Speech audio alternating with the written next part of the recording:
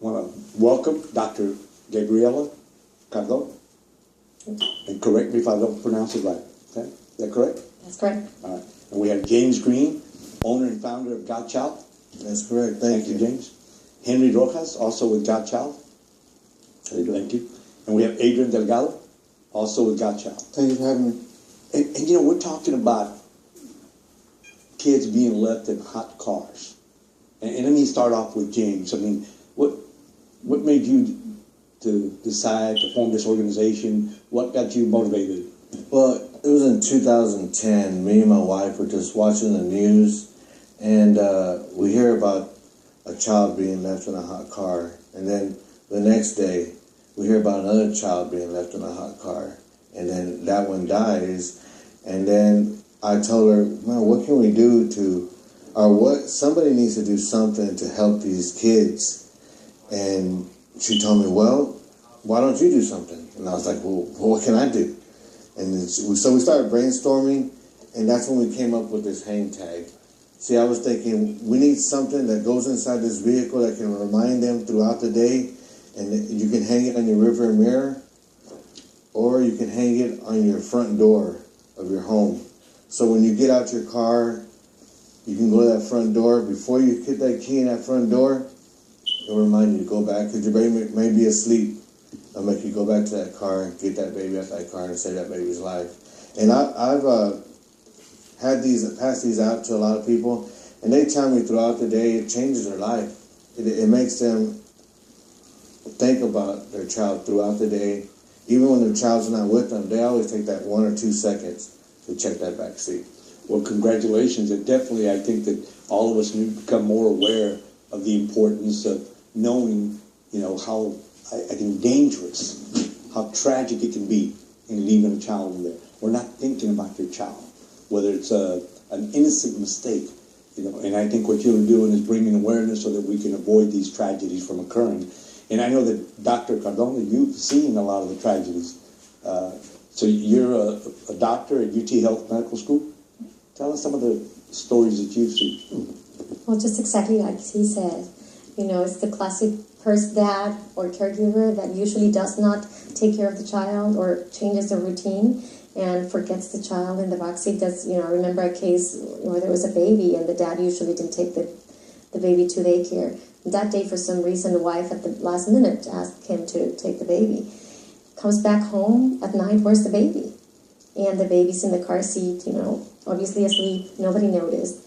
So, you know, to just see the pain and distress on the families and know that they're good parents and it was not something that they did on purpose, it's very difficult to watch, and the whole thing. So it is something we can prevent, and we are trying to give some tools to all of us, because we are all at that risk.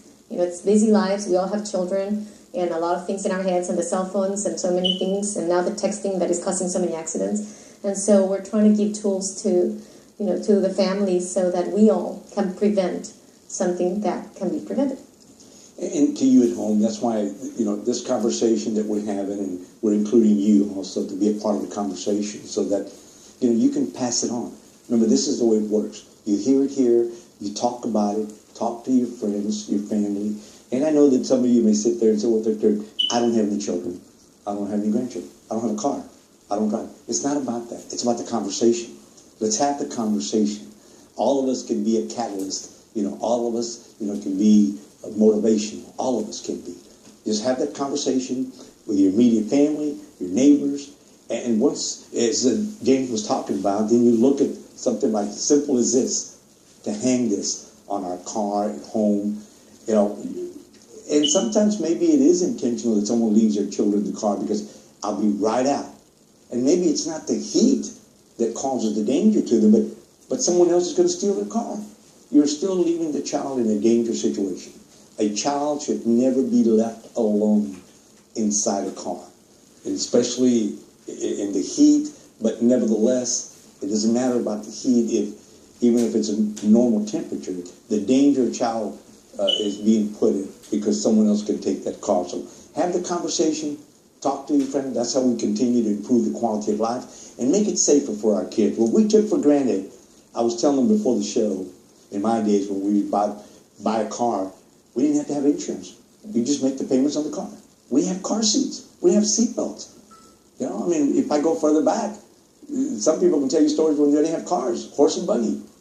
We've made progress. We learned to deal with these great progress that we've made. The technology, the new cars, the car seats. Let us have these conversations, and we continue to make it safer for our children. We have a couple other volunteers, Henry and Adrian. Tell us how y'all decided to get involved. Well, I'm a football coach. I coached with the East End Eagles for 3 years, and I've seen firsthand what the sun can do to a child. I've started coaching football players for as little as 5 years old to 8, and I've seen firsthand how the heat can just literally drain you, and that's out in the open. I know they have helmet, I know they have pads on, but that's out in the open, and I've seen firsthand how this can affect a child. But we don't always have someone always there to give us water, keep us hydrated, make sure we're okay. If you leave your child inside of a car alone, there's no one there to help that child. So when I heard Mike, talking about it, I expressed that I would like to be involved in and spreading the awareness. And what we do is we go to hot spots, and we'll go to like grocery stores, malls, daycares, anywhere where it's susceptible for someone to leave their child inside of a car. And that's what me and Delgado here, we do, and we have a passion for it. And like we said, through the spread of awareness, it's a lot easier now, like back then it would be word of mouth, but now it's as easy as pushing a button, and you can share a ton load of information about the awareness. You can look up at www.godchild.com, and you can get facts and tips on what it is to prevent having or leaving your kids in hot cars, because a child is real vulnerable to the heat.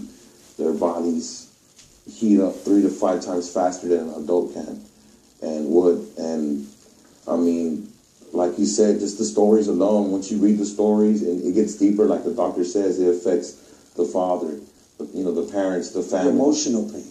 The emotional pain once it happens, and what we're talking about is being proactive, being preventive by having conversations that you at home can also share, and the idea that y'all go to the malls and you go to all these places to pass out these pamphlets that are so important. And let me ask also, Adrian, what made you decide to get involved? I'm actually a co-worker of James, and he was just discussing it one day, and it caught my attention. I mean, I myself don't have kids, but I do have cousins, baby cousins. I have a little brother, and if anything like that were to happen to any of them, it would take a toll on myself. It is also very sad to see it. A loss of a child is a horrible thing. It's a loss of their youth. A child that passes away, that could be the next president. It could be the next a senator. It could be anything. It can grow up to be anybody. And then he was just telling me about it, and I said, hey, I wouldn't mind, doing something like that with you. So I decided to join the team, tag along. Well, I salute you and thank you, and to you at home as you heard, for these volunteers. First of all, whether they're coaching football, coaching the kids out there, being out there for them, giving of your time, creating memories that are so positive, and they'll treasure the rest of their life. You were going to say something, go ahead. Yeah, well, like you said, we have to protect our most precious treasure, which is our children. They're our future. When as we live here, that's our mark that we leave behind. We have to protect that. And I know you've heard me say that I'll continue. I say it almost every year that I go visit y'all. Unfortunately, this year I missed y'all's opening season, and you've heard it too at home, ladies and gentlemen. When I talk about the most beautiful treasure we have, it's not our house, it's not the car, it's not the money. The most beautiful treasure we have is our children. And whether we're biological parents or grandparents, I'm talking about our children in general. Our neighbors' kids, my brother's kids, my sister's kids. We just, as y'all had mentioned, taking an interest in being proactive and preventing a tragedy from happening. Can you imagine if we can go next year? You were saying earlier there was, 38 children that have already died in the United States of America. No, it's 28 as an average. That's the average. Yeah, 20. You're right. That's the average. Nevertheless, it's 20 or something. Can you imagine if we can challenge ourselves throughout this country, and next year we would have zero? Zero kids. But we got to spread this thing all over the country. That we talk about how important it is to be proactive. Proactive means we think about things before it happens, a tragedy especially. And Dr. Cardone, how long have you been a doctor? Over 20 years. Over 20 years. What made you decide to become a doctor? Pediatrics, actually. I love children, so just taking care of children was best. Well, well, congratulations to you. So you went to medical school, and where did you do your intern? In Texas. In Texas? But pediatrics and then specialty. Well, just like all of you that are great role models also, in your line of work, but also in your volunteers, to become a doctor also is a big tribute to all of us. So thank you for choosing a great career.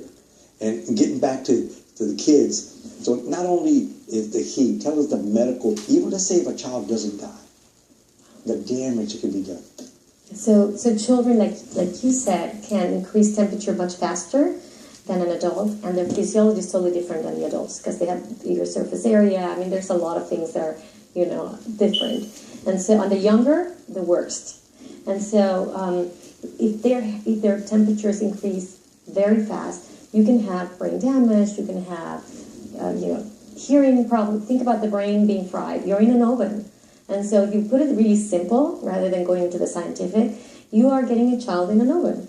Okay, temperature is increasing, and then you start pretty much hurting the cells. So it goes from the brain, to the liver, to the spleen, to everything starts failing depending on how bad what time frame are we talking about? Let's say someone leaves a child and, the mentality of some grown-ups, I'm only going to be a second, the mentality. And of course, that's totally wrong, but I want the public to know in perspective. And I know I got a caller, and I'll be right with you. But, so you said something very interesting, because we all think the second thing, and if you think about it, you can go from 20 degrees in 10 to 15 minutes is the amount of time that the car can increase temperature. Even at 57 degrees inside of a car, think oven, it can cause heat stroke. If you have enough time. But 70s, 80s, you're going to have 20 degrees increase in 10 to 15 minutes. If the kid gets to 107, he's dead. I mean, he can be dead. And so you're talking a very short period of time. And I guess my message to you at home, ladies and gentlemen, again, it's not about a second. Let's just not do it at all. Let's just have the mentality that, we're not going to do it. Let's take our child, let's get off with it, make it a fun thing. But have that mentality already. We get caught up in a rush. We're always in a hurry. And we kind of use our kids as the expendable ones, to put them on the side. Because I got to hurry up and go to work. I got to hurry up and do this. I got so much to do. And, we can change that. It's our state of mind. It's our choice. You want to go to the caller, Angela? You're on the air. Go ahead, please. Hello, Mr. Trevino? Yes, you're on the air. Go ahead, please. Well, I'm here watching your show, and I'm just listening to the whole Godchild thing, and I just want to thank James Green and his team for doing what they're doing. It's a great cause, and I just want them to keep up the good work. Well, thank you very much, and also for you calling, but also for spread the word out there. Let's keep talking about how valuable our children are, and we can be doing more to be proactive. Yes, sir, we'll do. Thank you very much. Take care. Have a good evening. And I think just like that, getting the word out there, people talking about it. And, something else I got to add, ladies and gentlemen. I've always told you, for me, it's not about pointing fingers, being judgmental. I want to be part of the solution. Yes, we can talk about a problem, but I don't want to be playing the blame game. Give me the answer. Give me the solutions. And that's what this is about, our show. You've got a doctor that's an expert over 20 years in the field with children. That's her passion. And you've got the volunteers here with Godchild. That's their passion. Also involved with Little League football. But we just want you to understand that. That's part of the solution. As James Green, I guess you go by James or Mike. Yeah, James Michael Green. But, he's sitting there thinking, God, what can we do to help out? And his wife says, well, why don't you get involved? Next thing he talks to his coworkers. And here's another volunteer at the football league. So we just want more conversation, conversation to continue, and we continue to spread the word. And let's not drop the ball on this, because we may start thinking that, oh man, I mean, that doesn't happen that often. One child to die is one too many. Mm-hmm. You know, if we continue to have zero because we're having these conversations, then we can celebrate. And that's what I hope that we accomplish, James. I mean, you've been doing it, like you said, for about 4 years, but you're also involved in other things. I mean, besides this, you're involved in other sport activities with kids, aren't you? Yeah, I got my daughter and my grandkids there with football, Little League. And when I'm out there also, too, I kind of patrol the parking lot, you know. I'm there to watch them, but when I get a break, you know, I'll go ahead and walk around and just take a glance in a few cars, make sure that nobody's getting to the game late and rushing to get their kid on that field, and then they forget one of their child. So that's the reason, you know, everywhere I go, my wife, she'll go to the mall to go shopping. So she tells I tell her, you go ahead, I'm going to sit out here and just look around, make sure that, you know, everything's going, you know, if I'm going to be on that lot, I don't want no kids to, you know, be locked up in a car during the heat. And I want Godchild to be everywhere. I mean, anywhere you have to park your vehicle, I want Godchild to be there. The Texans at their stadium, I mean, everyone wants to see their favorite football team or their favorite wide receiver or quarterback. So I want this tag, or I want one of my billboards to be around that stadium, so it can remind them, or even on their ticket stub, you know, when they go to give them a ticket, they can see check your back seat, kids in hot cars, Godchild, just to remind them, because if it helps save that life, we did a great job. And I think that's something possible. I think the more we talk about it, I think more professional teams will get involved, more corporations will get involved, the medical centers, everyone getting involved promoting this message of making sure that our children are not left in hot cars, and, you know, make sure our children are not left in many cars alone, period. I think if we concentrate on that, we'll make sure that every child is safe. You know? But I know, Doctor, we may have to lose you in a little bit. You may have to be leaving, but maybe you can share with us some more stories or just some other recommendations. Well, one thing I was thinking as I was listening is we're focusing on the kid being left, but think about what kids do and how curious they are. So now we have controls. Kids copy everything we do, right? So just like putting the seatbelts or anything we do. So kids can get in the car to play too. So it's not just, you know, us leaving the child. It's the child saying, well, this is kind of fun. Why don't I go and hide in the trunk? Or why don't I just get in the car? And so always look for your kids. You know, when you're getting out of the car, make sure all of the kids came out with you. So think about other possibilities too, okay, that can cause this same problem. And again, you know, just make sure that all your chicks got out of the car and that they stayed in the house or wherever you are. And if you don't find your child, immediately, if there's schools, look for them, immediately go to the cars, you know, any place where they can be locked in, because this can happen, you know, in any enclosed place. I got a story about Go ahead. that. I'm sorry. Sure. There was a story last year that a grandfather lost his 5-year-old grandson, and what happened was the grandson wanted to be with the grandfather working on the car. So he went inside to take a break. The grandson went back outside, got into the vehicle, and closed the door, waiting for his grandfather to come back. And, well, it got hot. And when it gets hot, these little kids, they get sleepy.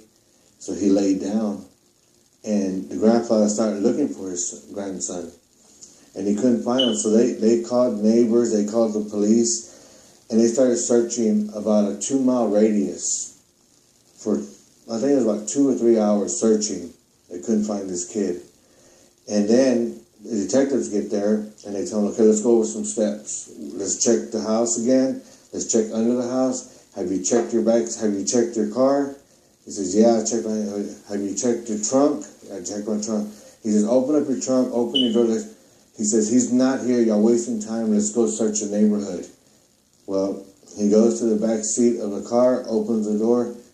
The little boy's already passed. He's in the car. And so the front door from that car was not even 20 feet. And that little boy was in that car this whole time. And I try to put on my business cards, when your child is missing, check your vehicle first. Because kids always play and they want to hide and seek. They want to hide in the car because they see us get in the car. So that's why I say, when you're not in your car, lock your doors. Hide your keys. That's the thing. You just said something very important. Is hide the keys, because they see all these, kind of gadgets that open and close and are fun. Well, in our days as kids, the tragic back then was refrigerators. We would put our refrigerator, we didn't need them, we'd put them outside so someone could take them. Mm-hmm. So, the guy that picks up junk. But we leave it outside and kids would play hide and seek and get in the refrigerator and then they couldn't open it. So then, of course, city ordinances were passed where they could prohibit, and it's prohibited now from doing those things because of that reason, to protect our children. But as both of y'all were mentioning, the idea is to figure out this way. And I think that's good that Doctor mentioned that and Michael mentioned that, because what that does now is that it raises the awareness level a little higher. It's not just, restricting it just to leaving the kids in hot cars as well. Because we're here to spread awareness about kids being in hot cars. But I think hot cars would be the catalyst for making everyone think. Yes. Hot cars is the catalyst because it's probably the most common. We have parking lots everywhere. Yes. There are parking lots everywhere you go, everywhere. So a car belongs in a parking lot. That's what we use it for. And I guarantee you that there's folks that do it, and yet they're fortunate. I say fortunate because maybe they get there in time or nothing happens to the child. But I guarantee you it's still happening. Some folks are leaving their children in the car while they run in for a minute. They'll be right back. Or on a worse tragic, some folks, they're going out on a drinking spree and take their child with them. And they leave the child in the car as they go from one bar to another bar. I mean, it's just unbelievable. So, the message here, while we're focusing on the heat, because of how quick the tragedy can happen to a child, the message overall, not to leave your children in the car. And we just have to work out some alternatives so that the child can be safe. Yeah, well, there's one thing also that people think that if you open the window, a couple of inches, there's going to be air, right? And no, actually the temperature can increase the same. Think about when you're trying to get groceries or anything, and you're trying to get your kid out of the car. Within, right? Things are dripping. So, and the windows are open or the door is open. So opening the window doesn't mean anything. It still can happen. Another thing I'm working on, Victor, is we look at our cell phones like maybe 50 to 100 times a day to see if we have any missed calls, we see if we got any messages. Well, I got this wallpaper, and it just shows you of a baby in a car seat, and it every time I look at my phone, if I have any missed calls, it reminds me every time. That's why I did this wallpaper. And on my website, we're asking for donations to help us buy more hang tags, buy more business cards, put more flyers out. Because these events we go to, we pass out tons of information, and it gets expensive. So when you go to my website, you can donate $1, $5, whatever your heart desires to go towards the cause. It helps us get more awareness out there. It's a worthwhile cause. And to you, ladies and gentlemen, we'll be right back with our conversation, but this time we're going to go to some birthday celebrations, and we'll be right